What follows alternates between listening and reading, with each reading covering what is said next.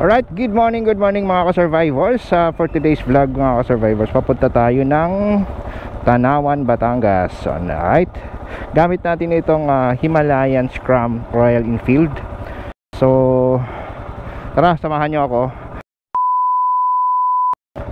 First time kong gamitin yung unit na to. So good luck to me, no? Papuntang Tanawan, Batangas. At sana wag na umulan. At medyo makulimlim.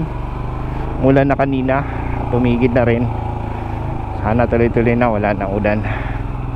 So tara, samahan nyo ako guys. At sa aking biyahe papuntang Tanawan, Batangas.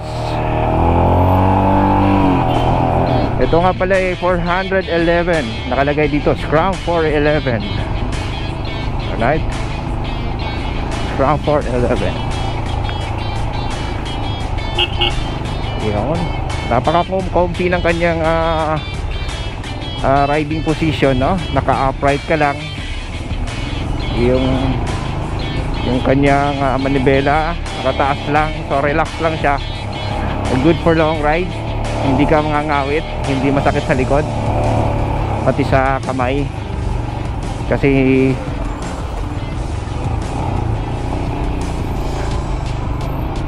relax position lang siya, no?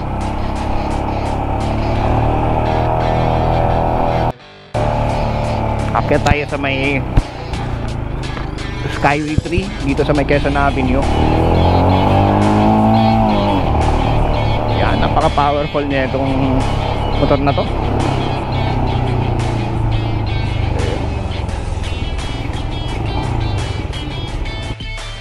I-trade in natin to. Napag-utusan tayo ng aking boss. I-trade in siya sa Field Continental GT. Alright, 650cc yung unit na yon. So trade in to dito. May add cash lang yung boss ko dito. Drive ng ganong klaseng motor, no? So matitesting din natin, masusubukan din natin kung anong feeling mag-drive ng ganong klaseng motor.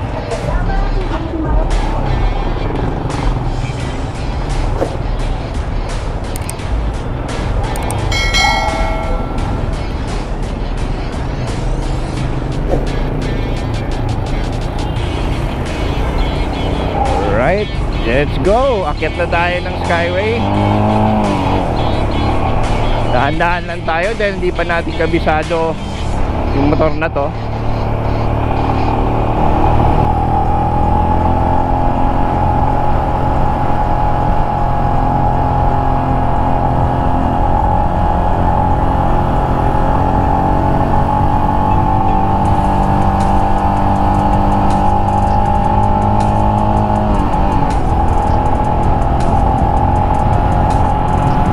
Itong motor na to, wala na, oh.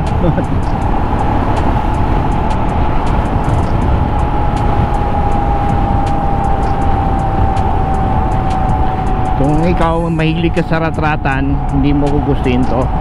Pero kung gusto mo lang chill ride, relax, biyaheng malayuan, sakto lang, tama lang, kaya naman niya ibigay 100 plus kph, pwede to, no?